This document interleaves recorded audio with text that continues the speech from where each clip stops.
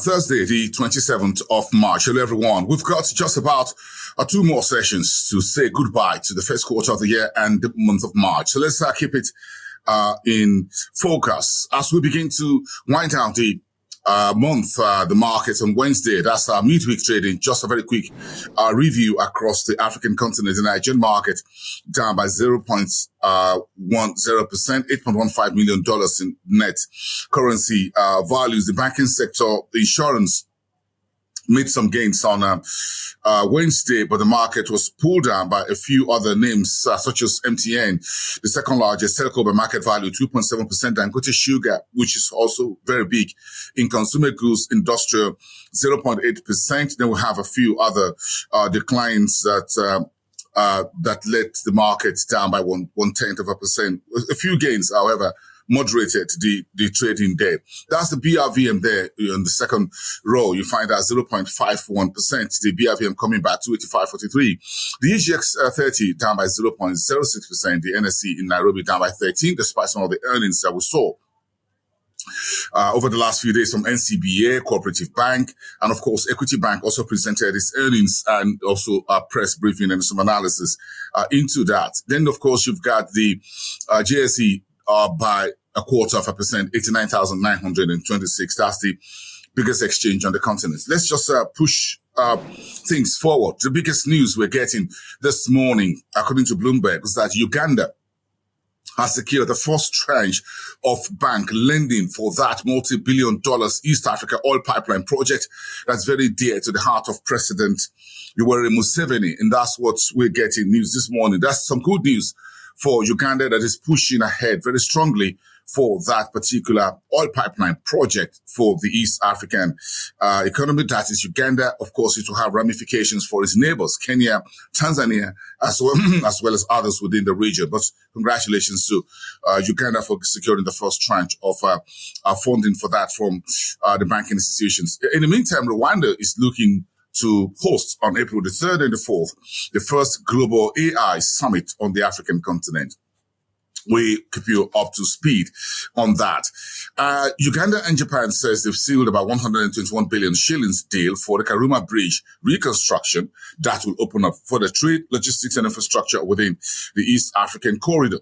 And the February coffee exports by Uganda was up roughly 30%, because coffee price is up roughly around $390 as we speak. Kenya banks have cut loans to parastatals by as much as 31 billion shillings because the President Ruto's economy is under serious pressure. Now the government is thinking how to collect taxes or raise taxes when services are not well being done. So the whole idea of what you call having a balanced budget in Kenya is being ditched by the minister in charge of that. So that's the latest also there as the country try to walk its way to provide services, then ask folks, the Kenyans, to pay taxes. The AfDB and the German Development Bank, KWF, have signed about 18 million euros in agreement to support the NEPAD IFF special fund. That also came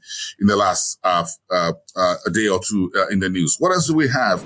Let's move on to West Africa and look at the fossil fuels will be vital for Africa's development. That's according to Tony Blair, former Prime Minister of United Kingdom, in a video that went viral yesterday, adding his voice to why Africa still needs all forms of energy to make energy poverty go away and raise the continent's social and industrial development. ECOWAS and EFDB have signed $11.7 million deal.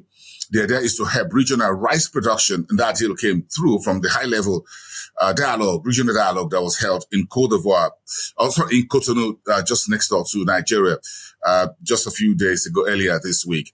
MTN and Airtel says they've agreed to share network infrastructure in Uganda and Nigeria. That's the way to go. Share infrastructure, and that will help moderate what you call charges to subscribers. The IMF is pushing a new aid deal for Senegal after that $7 billion debt cover-up is being resolved with Washington. And finally, in West Africa, Mali says it's seeing a higher gold output for this year as the Barrick Gold mines are now reopened, and there's a resolution to that face-off between the mining company and the military authorities in Mali. So let's push things south, go to Southern Africa, where Mozambique Central Bank yesterday cut rates to 11.75% from 12.25%. Air Botswana says it's expanding regional reach with a Gaborone Durban road in South Africa. That's expanding business within that region and making travel within Africa a whole lot more easier. And Pesalo Digital says it's listed $48 million worth of bonds on the Mauritius Afrinex exchange. That's also reported to the market in the week, where diaspora cash surged about 7.5% to about $165 million in February, and that is boosting Zimbabwe's forex inflows. The country's been seeing remittances to the upside.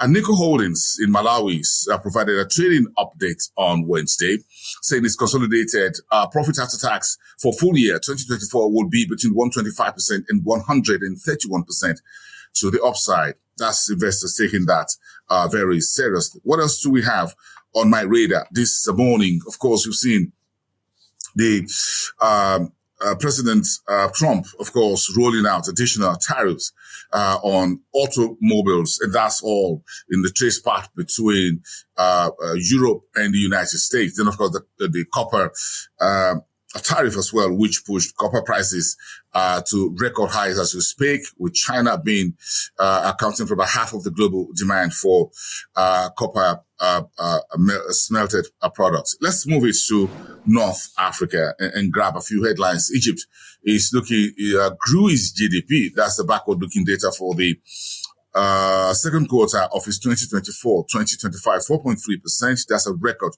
for President Al-Sisi's administration. And we, the subsidiary of Telecom Egypt and the CIB, which is Commercial Bank of Egypt, says they are partnering to offer advanced digital financial services within Egypt. That's some good news with telcos, and of course, got a fintech with the banking institution. And the parliament in Egypt has approved the expansion of the European Bank for Reconstruction and Development into sub-Saharan Africa, as well as Iraq. And Morocco's Syria Air Mahawk and the China Southern Airlines say they have a deal to boost connectivity between the two countries. And finally, South Africa's digital payment is expected to hit $1.5 trillion by the year 2030. And that's according to MasterCard. And those are some of the headlines we're seeing for you this Thursday as we begin to wind down the week over the next 48 hours. You've got 2 more sessions to have a profitable day, everyone. And goodbye from here. I am Bosin number 54 from South Africa Reports.